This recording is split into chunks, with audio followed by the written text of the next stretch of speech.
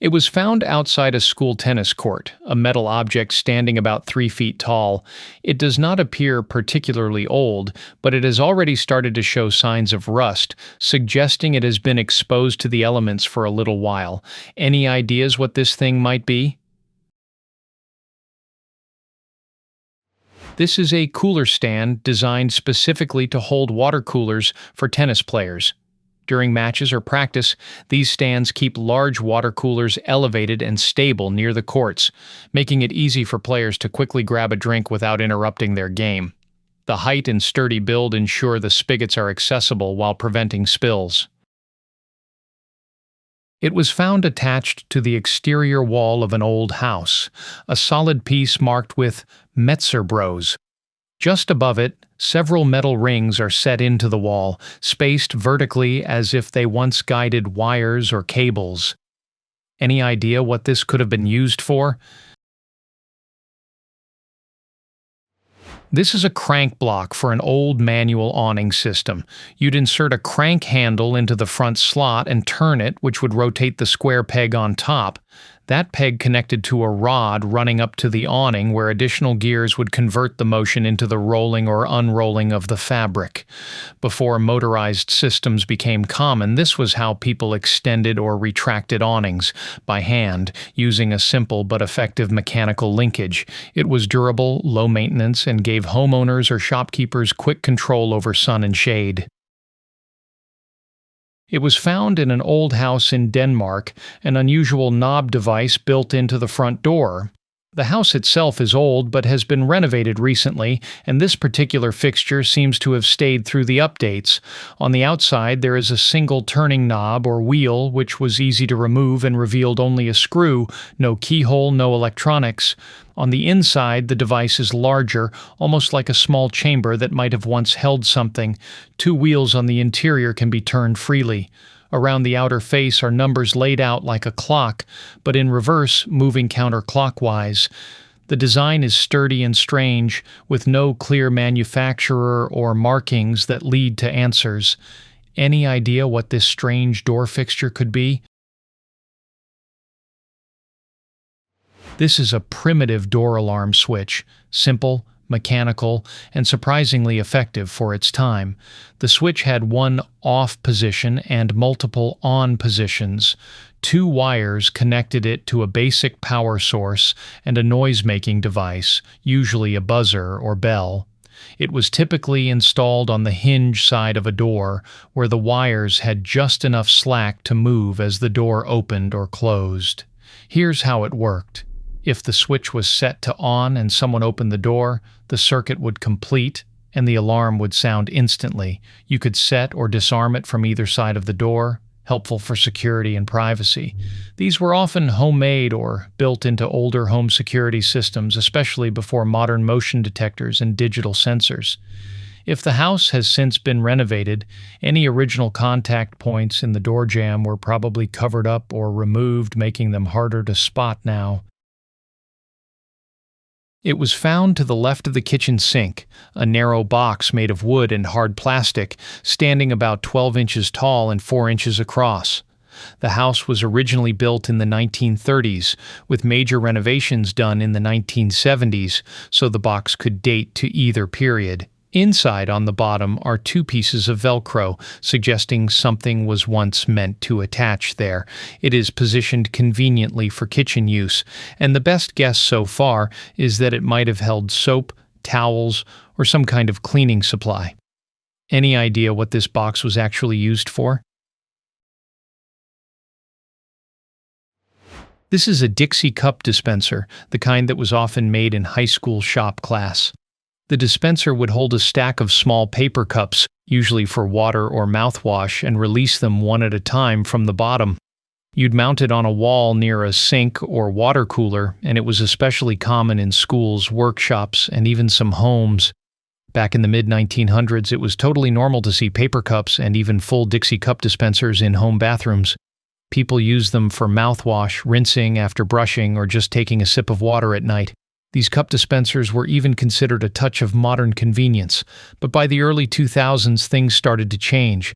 Mouthwash brands began marketing their built-in measuring caps as a smarter, less wasteful alternative.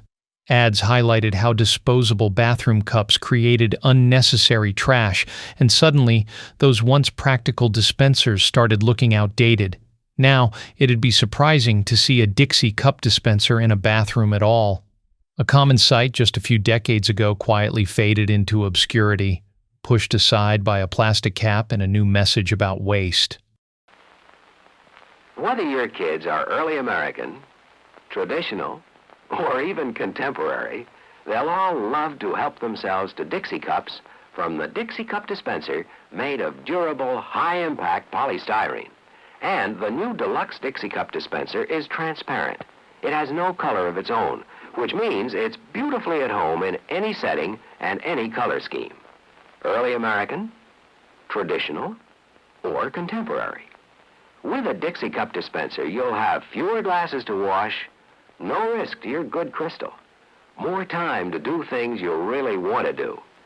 'Cause there's nothing youngsters love more than to help themselves to Dixie cups from a Dixie cup dispenser. Here's a special introductory offer. Get 15 cents off on the new, more durable, deluxe Dixie cup dispenser, available in the paper goods department of your favorite store. Get yours today. It was found while clearing out an estate in Ontario, a silver locket, palm-sized and surprisingly heavy. The exterior is beautifully carved with ornate details. Inside, the design is specialized, as if built to function as a small portable device. There are two interior pads, both stained with what looks like old ink, though the compartment does not appear to have been sealed tightly enough to serve as a reservoir. A short chain is attached, but it is unclear whether it is original or added later. Any idea what this locket might have been used for?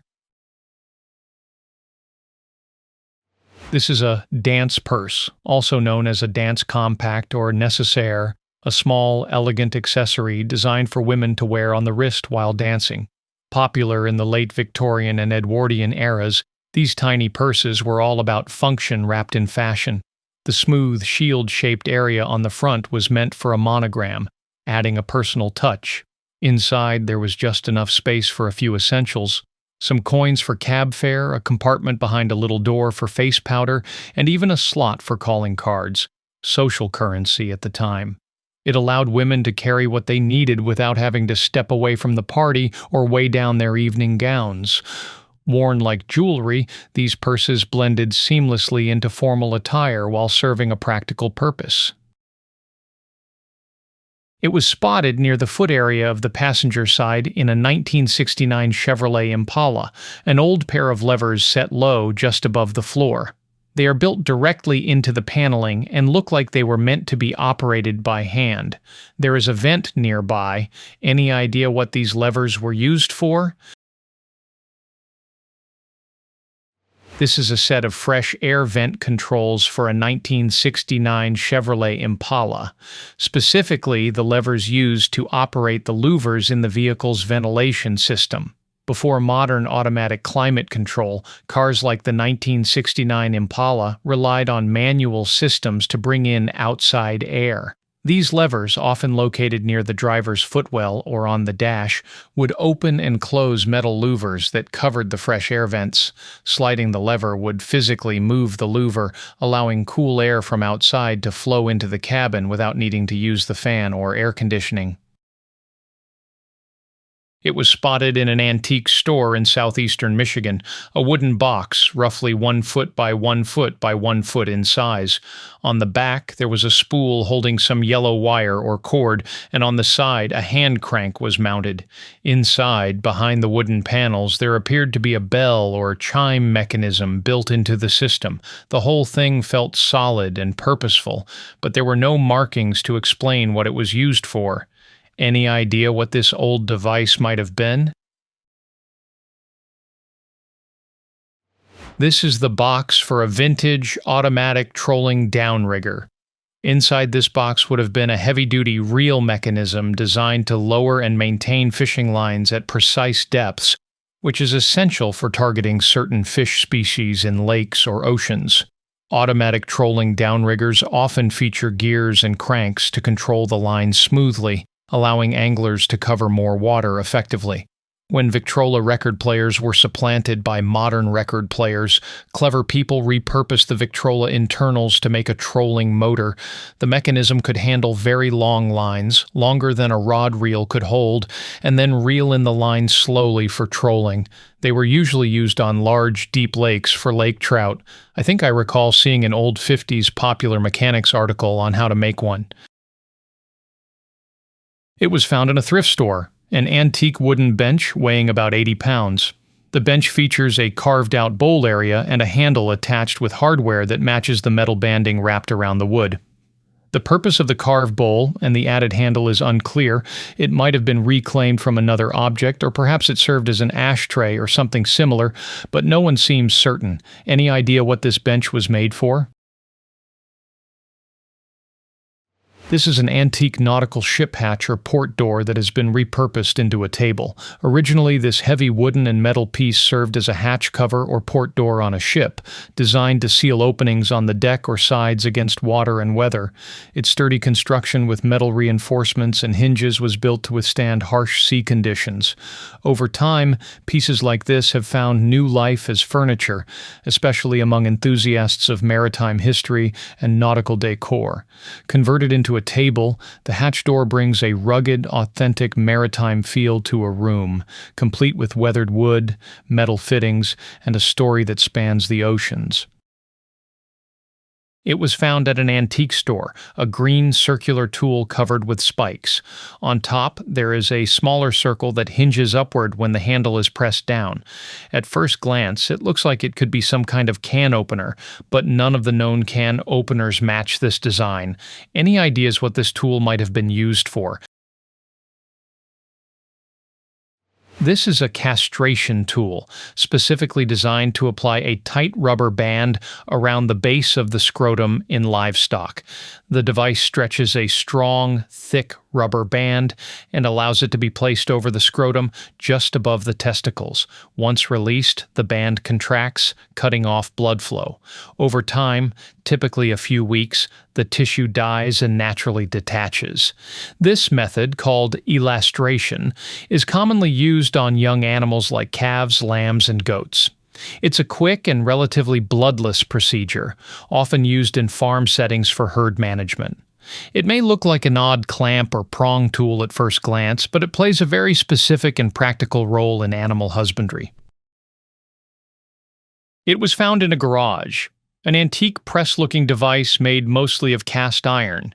It appears to be a short-throw, human-powered press, likely used for something precise. A crank on the left side of the base moves the table in and out of the pressing area, suggesting it was designed for positioning something with care. There are markings and numbers on it, but none of the online searches turn up anything useful. It looks like there may have once been a die or mold component, though only half remains. Any idea what this old press was originally used for? This is a vintage book printing press, most likely a small hand-operated letterpress used for printing individual pages, cards, or book plates. It was made of cast iron and built to last, designed for slow but precise work. The operator would roll ink onto raised type or plates, place a sheet of paper, and pull a lever or crank to press the image or text onto the paper. These presses were once a staple in small print shops, schools, and private studios.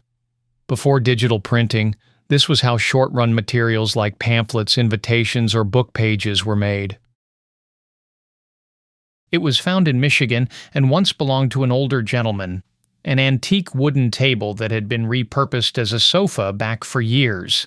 At first glance, it just looked like a sturdy old piece of furniture, but then the two wooden vices caught attention. One is mounted on the short side, clearly visible, and the other is on the far right along the long edge. Any idea what this table was originally meant for?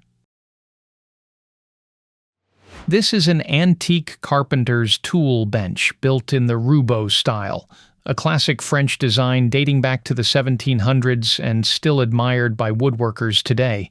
It features a face vise on the left, used to hold boards upright for planing or shaping, and a tail vise on the right, perfect for securing boards flat across the bench top. The thick slab top and sturdy legs were built to take a beating, ideal for hand tool work like chiseling, sawing, and planing. Benches like this were often custom built by the craftsmen who used them, passed down through generations. They're not just furniture, they're working tools themselves, and no two are exactly the same. If you see dog holes along the top, those were for holding bench dogs, small pegs used with the vices to keep wood pieces steady during work. A true workhorse from the golden age of hand woodworking. It was found in a thrift store, about 5 inches long, with no clear explanation from the seller. Some guessed it might be a cowbell, or perhaps meant for sheep or goats, but the design raises questions. One end features ceramic and metal parts, along with a section full of holes that seems too intentionally crafted to be meaningless. It's that end in particular that makes the whole object puzzling. It looks like it had a purpose, maybe even a specific one, but no one can quite pin it down. Any idea what this could have been used for? We'd love to hear your thoughts. Drop your answer in the comments below the video.